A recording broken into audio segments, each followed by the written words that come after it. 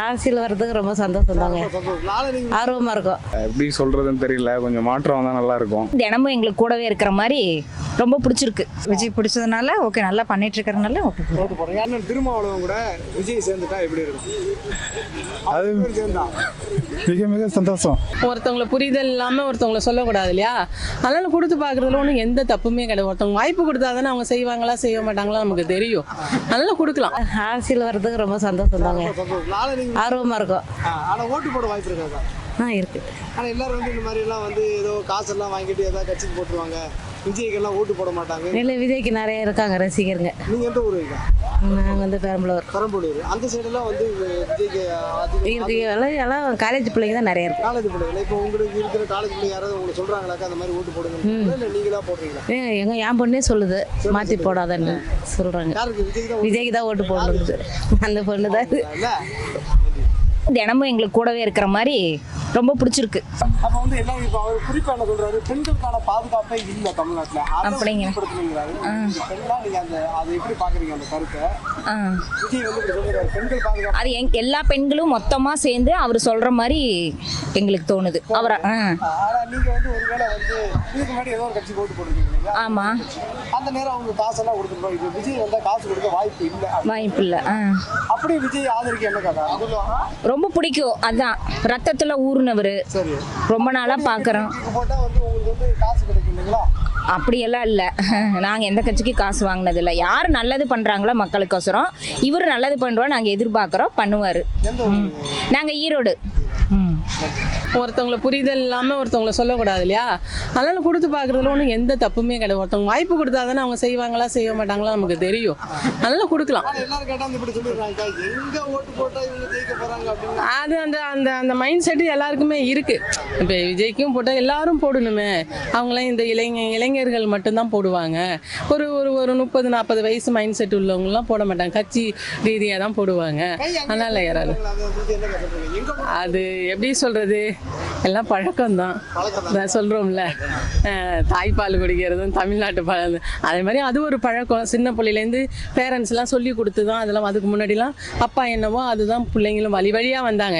இனிமேலுக்கு மாற்றம் வந்தாதான். யங்ஸ்டர்லாம் இப்போ தானே மாறி இருக்காங்க, நாங்களாம் மாறல. இல்லை, எங்கள் அம்மா அப்பா என்ன சொல்லி கொடுத்தாங்களோ அப்போல்லாம் மீடியா கிடையாது, ஒருத்தவங்களை புரிதல் கிடையாது. அம்மா எப்படியோ அப்பா எப்படியோ அவங்க சொல்லி கொடுத்து தானே நம்ம வந்திருக்கோம். அதனால் அந்த பழக்க வழக்கத்துலேயே ஓட்டு போடுறோம். இனிமேலுக்கு வேணால் மைண்ட் செட்டு மாற்றிக்கலாம், ஆனால் வாய்ப்பு கொடுக்கலாம், தப்பு கிடையாது. சரி, இல்லை அப்படி இல்லை. விஜய் பிடிச்சதுனால ஓகே, நல்லா பண்ணிட்டு இருக்கிறதுனால ஓகே. இதுக்கு முன்னாடி நீங்க ஏதோ ஒரு கட்சி ஓட்டு போட்டுருக்கீங்க இல்லைங்களா? அதையெல்லாம் மாத்திட்டு இப்போ விஜய்க்கு ஓட்டு போடணும்னு சொல்றதுக்கு என்ன காரணம்? இப்போ அடுத்தது புதுசாக வந்து பார்க்கட்டும் அப்படிங்கிறது ஒரு இதுதான். அடுத்தது புதுசாக இருக்கு கண்டிப்பாக இருக்கு. பார்த்தாச்சு. விஜய் ஃபேன். விஜய் ஃபேன் தான். ஓகேங்க. சரி, அண்ணன் இப்போ விஜயோட அரசியல்லாம் பார்க்குறீங்களா, எப்படி இருக்குது? ஸோ அவர் நல்லா கொஞ்சம் இன்ட்ரெஸ்ட் பண்ணுறாரு கொஞ்சம். அண்ணன் திருமாவளவன் கூட விஜய் சேர்ந்துட்டா எப்படி இருக்கும்? அண்ணன் திருமாவளவன் கூட விஜய் சேர்ந்துட்டா எப்படி இருக்கும்? அது சேர்ந்தா மிக மிக சந்தோஷம். சந்தோஷம். அந்த கூட்டணி எதிர்பார்க்குறீங்களா? எதிர்பார்க்குறோம். தமிழ்நாட்டு மக்கள் வந்து அறிவுபூர்வமாக ஓட்டு போடல.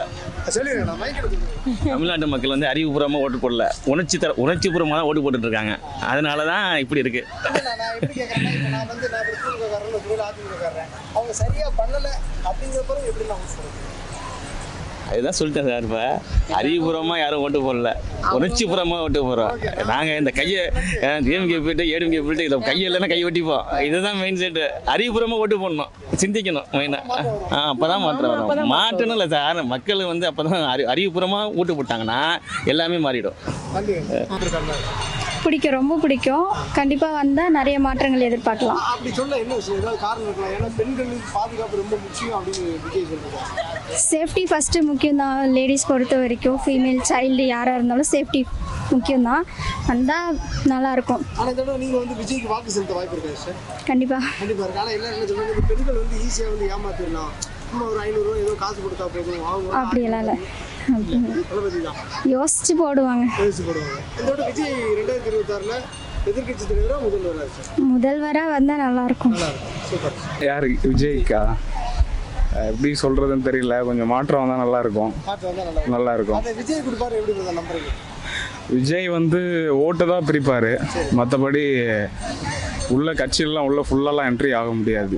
கொஞ்சம் ஓட்டை பிரிக்கலாம், அவ்வளோதான். ஆனால் விஜய் இவ்வளோ ஓட்ட பிரிப்பாருன்னு சொல்லிட்டு என்ன காரணம்? மக்கள் இப்போ வந்து இப்போ அவர் வந்து எப்படி பார்த்தாலும் இப்போ ஒரு இளைஞர்கள்லாம் அவர் கொஞ்சம் கையில் இது பண்ணிட்டார், ஓட்டர்ஸ்லாம். இப்போ இளைஞர் இப்போ ஃபுல்லாகவே பார்த்தீங்கன்னா இளைஞர்ஸ் தான் எல்லாமே, அவங்க தான் இப்போ ஓட்டர்ஸ் எல்லாமே. திமுக ஆட்சி எப்படி பொதுவாக சொல்லிக்கிற மாதிரி எதுவும் இல்லை. சரி, அதான் நார்மலாக இருக்கா, ஓகே தானா, இல்லை ஏதாவது குறைகள் இருந்துச்சு, இந்த மாதிரி பண்ணால் இன்னும் கொஞ்சம் நல்லா இருக்கும் அப்படின்னா கேட்குறேன்.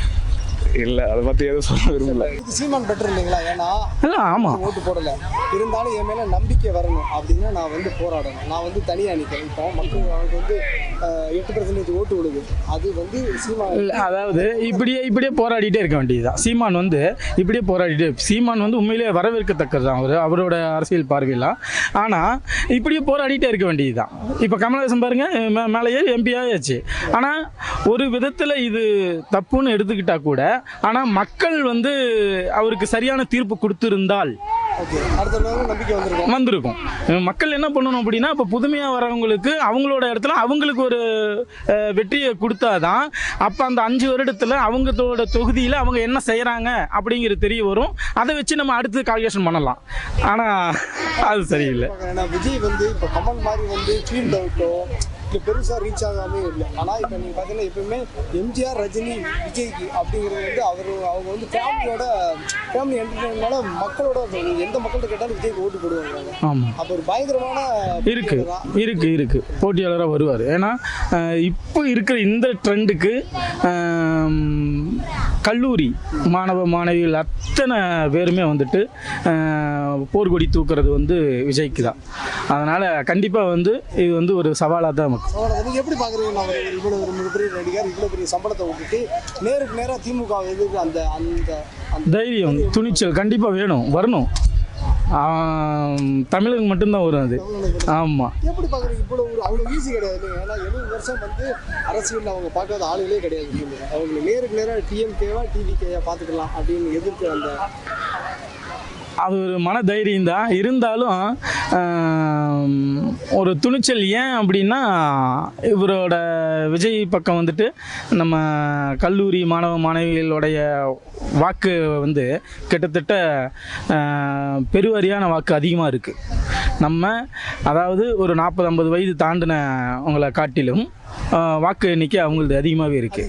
ஆமாம். கூட பார்த்தீங்கன்னா வேல்முருகன் சொல்லுறாரு, அவர் வந்து தன் பிள்ளைகள் போலவும் தங்கை போலவும் அந்த அவங்களாம் வந்து இவரை வந்து அரவணைக்கிறது இதெல்லாம் வந்து தப்பாக சொல்லியிருந்தாரு. அதாவது பார்க்குறவன் கண்ணுக்கு கண்டதெல்லாம் இருட்டுங்கிற மாதிரி, அது அவங்களோட பார்வை அந்த மாதிரி. அது தவறு. அது விஜய் அப்படி கிடையாது. அது இருக்கதான் செய்யும். போட்டி பொறாமையில் பல பேர் பல சொல்லுவாங்க. நம்ம இலக்கை நோக்கி போயிட்டு இருக்கிறோம். அதெல்லாம் காதில் வாங்கி இப்படி விட்டுட்டு போயிட்டே இருக்கோம். ஆமாம், அதுதான் ஒரு போராளிக்கு அழகு.